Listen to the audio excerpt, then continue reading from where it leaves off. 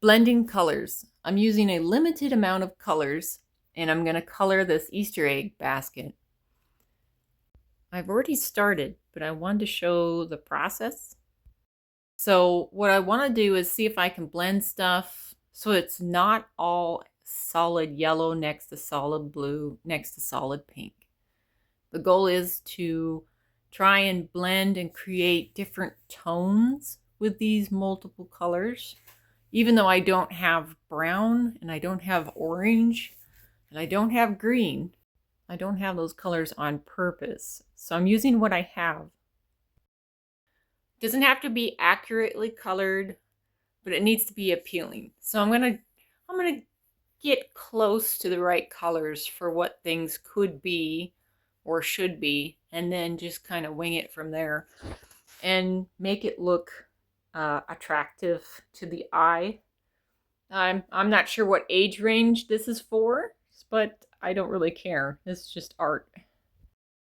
So for the basket weave, it looks like it could be chain link metal, but I really don't think the artist meant for it to be a chain link metal.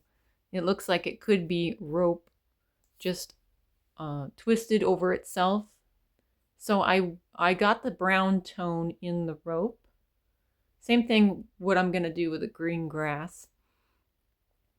And it's just different pressure of pencil. You can do light to dark. You could signify, hey, the light of the sun is shining on the item from the left-hand side. Or perhaps that's not a dense color. It's darker or thicker to the right. And then you can add whatever colors you want to gradually increase the surface depth or density. Okay, so like you can have thin, like porous surface, and then a more thicker, dense, compact surface. So the more you press with the colored pencils and the deeper the tone or the more compact the color is the more dense that material is. So for shading with that type of technique, so you're going for pressure of the colored pencil, multiple colors to create a tone that's close to the color you want, and then using a lighter side as the side with the sunlight on it, so less color, less intensity. So it's getting technical. There is an artwork I did forget months and months ago, and I'll bring that back later. But right now, so I'm going to shadow the eggs lightly with their basic color, and then I'll increase it where the shadow is, more pressure of the colored pencil. But then I'm going to add a highlight of where the light could reflect onto the egg. And then, of course, a darker color to show deeper shadows. So it is a 3-color process, or at least a 3-step process, even if it's just 2 colors. So far, I've used the teal and the yellow and a blue to do the green egg with the flowers on it. So that's kind of where I'm going for.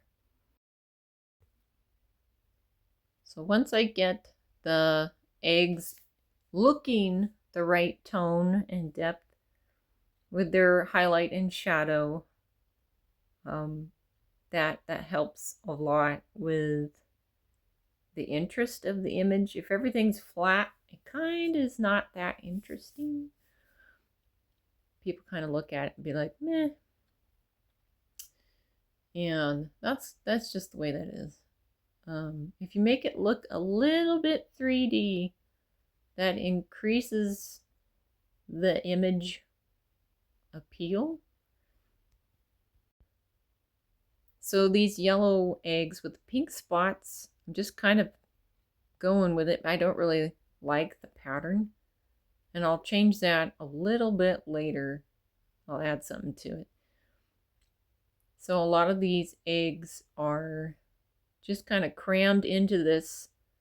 I think it's just a rope basket that just looks like basic rope. And I'm trying to get the sunlight to go through these ropes but leave a shadow of the rope on the eggs, so they at least look like they're sitting in this basket kind of tight. And eventually I go over the blue eggs, the darker pink, and I finish the flowers. Probably be easier to show a finished version of that. But on the rope basket itself, the blue line is on the shadow side of the rope. Each piece of rope section, the blue side should be on the right hand side. That way it looks like it's casting a shadow.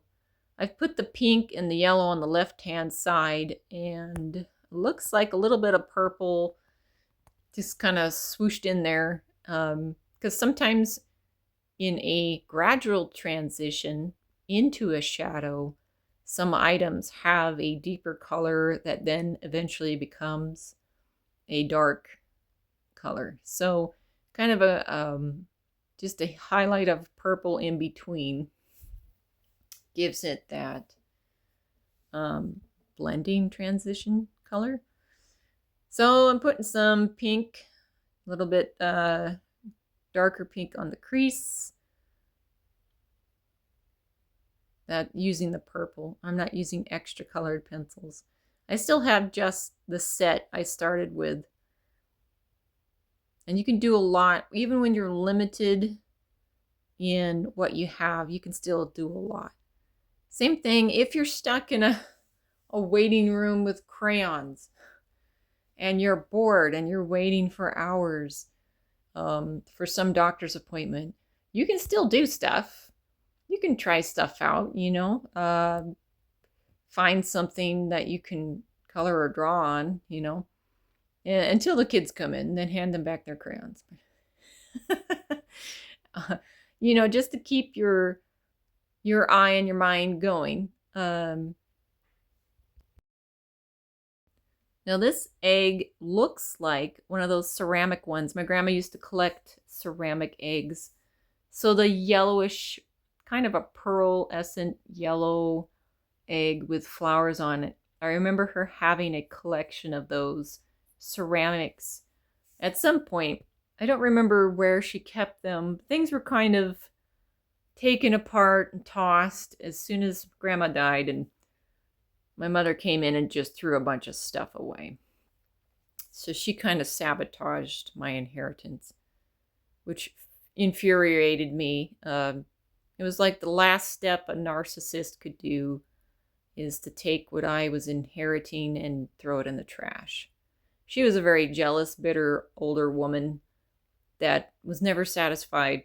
So I kind of grew up dealing with that. And a lot of times coloring and drawing got me away from it, and I could create and be my own self and develop and actually grow as an artist. I think the stresses in life kind of put a stop to that. A lot of excessive stress in life, people with expectations, or people just being in the way or aggressive, or, you know, just stupid stuff. Very distracting to being able to go forward with something you like doing and develop more technique and skill. It's a complete distraction. So I'm making these ropes that go to the handle, also a tone, kind of a grayish tone. Essentially, your eyes are going to pick up on the blue and the highlight, and you'll almost see either a brown rope or kind of a gray wire to the basket.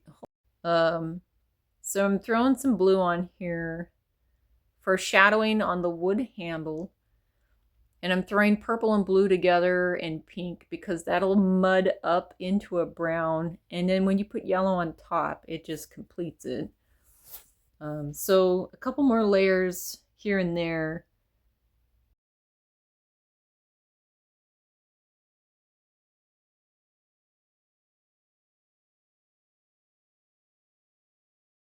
My kids always show me what they're eating. Bitten frozen pizza. Yes, that's special.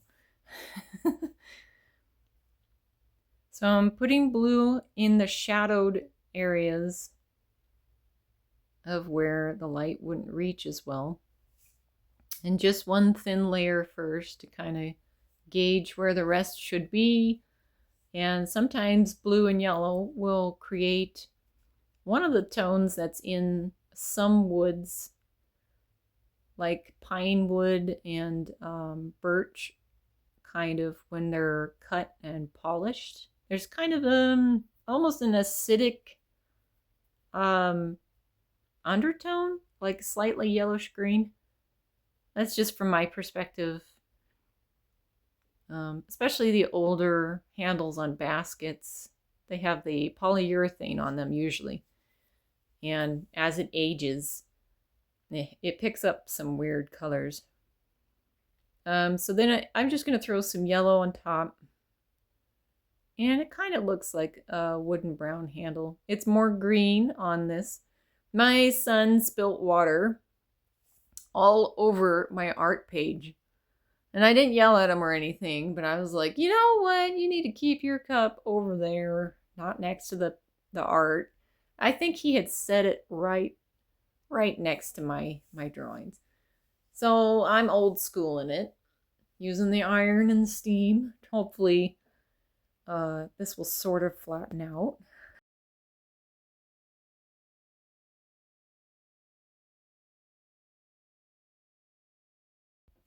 It's flat enough. So I'm going to keep working on it, because don't let that stop me. This is getting a little cool. I like how this is turning out. I don't always like fast forwarding the process of coloring, but it is super boring. If it were on a single speed, it'd be nap worthy. People be, sleeping. I sleep. When I turn on a lawn mowing show, I'm out. Most of the time. I'm just asleep. The sound of the lawn mowing and weed eating and all that stuff, that just puts me to sleep. I used to do that kind of work for like earning allowance when I was younger. I was so allergic and it wore me out. I was just exhausted. And so I didn't know of another option. My grandparents were like, what in the world would we pay you for? And I'm looking at them like, what? I'm 12. I want to earn money. Give me money. I need money. And they didn't like allowing me to purchase things for myself. They always just want to go out and buy it for me and hand it to me.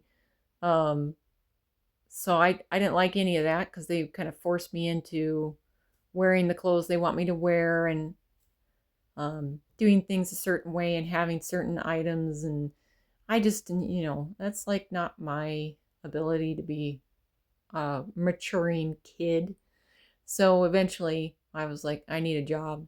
I need to earn money and you need to give me money. So it was kind of funny. But although it was kind of a crutch. I mean, I was so allergic to all the stuff outside.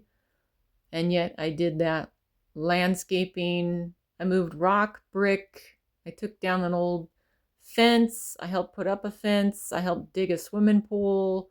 I helped tear down a deck. I did lots of stuff outside. It was not just mow the lawn and trim the roses, although I'm allergic to roses too. Oh, great. The video didn't focus.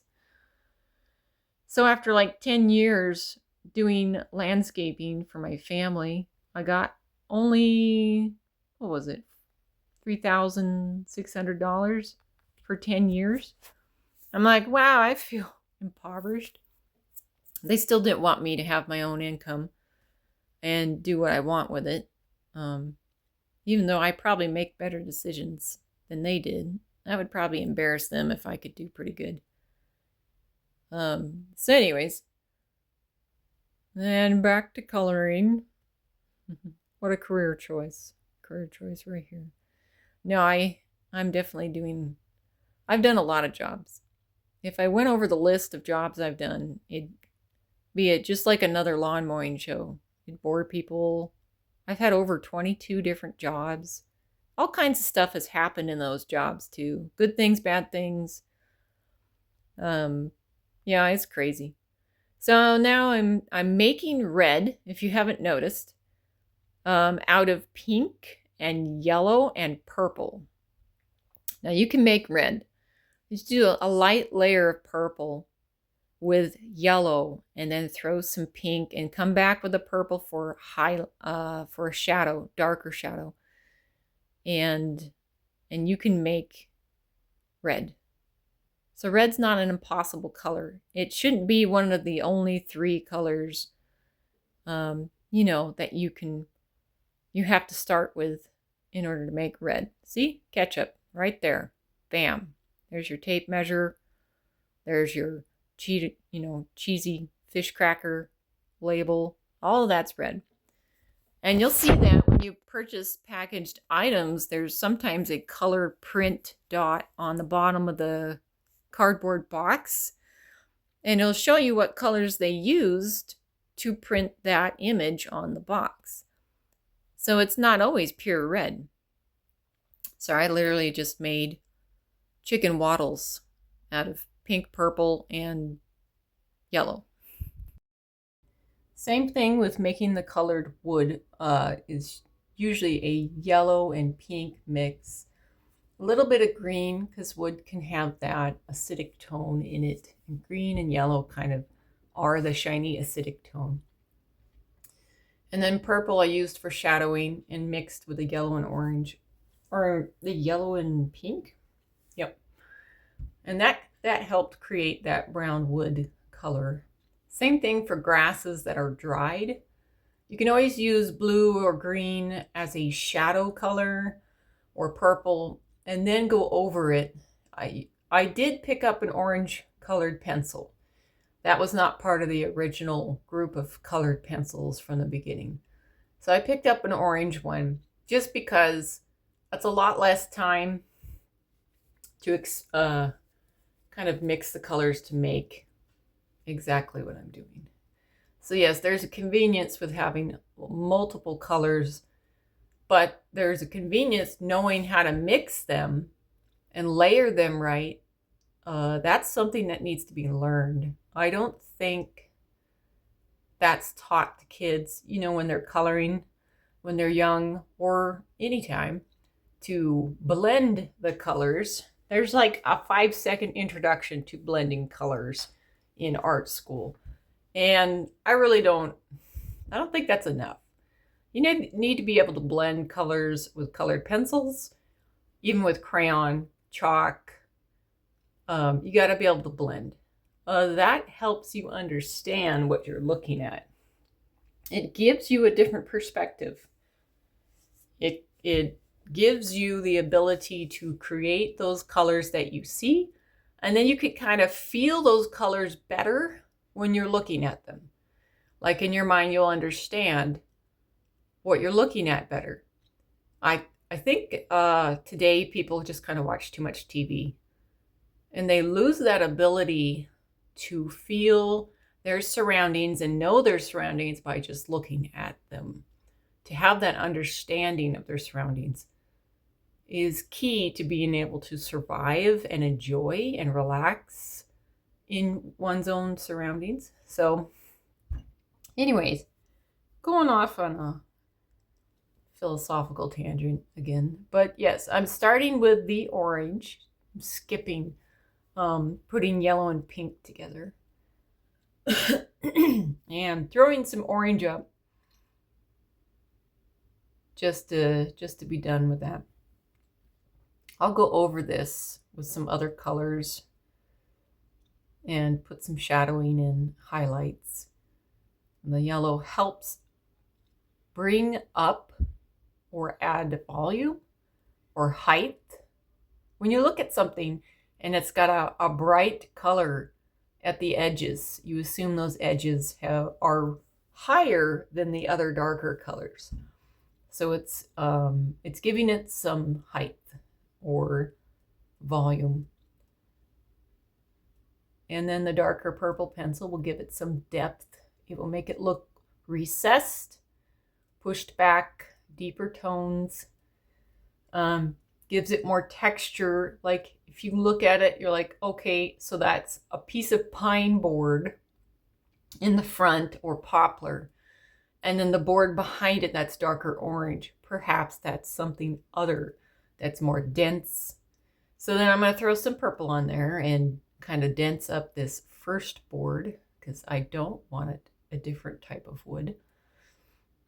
That can add to your pictures if you have multiple wood sources instead of all one type of wood. Also, had I followed the wood grain, it would have been even better, but I'm just going completely over the wood grain lines, those little spiral lines. And yes, I am throwing green right on top of this. That seems like the color you don't want to use. It's almost a crazy decision, but it's not. It adds to it. And I'm going against the wood grain, doing the, I guess, striation lines that are saw cuts. So look at my pathetic green saw cuts. Isn't that amazing? You could spend more time on that, but it kind of doesn't matter. This page is pretty wrinkly. I'm not going to put too much effort into it. I am throwing some blue saw cut lines on there. And this helps give the wood texture. So you're not just looking at something that's smooth. It's going to have some counteractive lines in it. So your mind will say, okay, what is that? And then you'll hopefully start imagining, okay, those are saw cuts because it's going against the grains of the wood board. You know, these grains of swirly black lines right there that help describe the wood is cut at a horizontal angle, straight up, or vertical angle, straight up the tree to make a solid board. I'm going to throw some orange on there too and brighten up what I'm doing so it's a little warmer. I know chicken coops are dry and filthy. I've had a couple chicken coops and cleaned out an old shed that was a chicken coop that was empty for 25 years, but the chicken poop was still there, so that's probably nasty. But I cleaned that out, and the wood itself, no matter where the chickens nest, dries up, looks gray, and is definitely not this warm and colorful. But for this picture, I'd like it some fresh wood. Like these eggs are supernaturally patterned. So are the chicken feathers. So you gotta make it look good. So here it is before. When I first started the video, this is kind of where I was at. And everything's just kind of, you know, a little bit colored. And then here's more tones, colors, textures, volumes, a little bit of shadow. So thanks for watching, and I'll keep working on this later. And like and subscribe.